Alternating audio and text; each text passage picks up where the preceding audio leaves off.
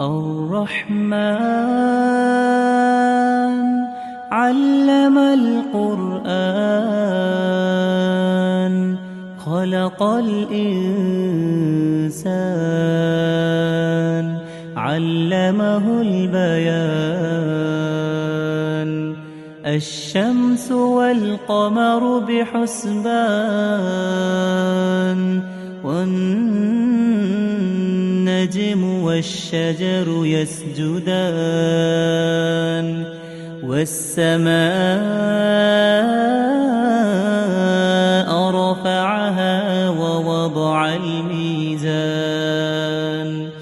ألا تطغوا في الميزان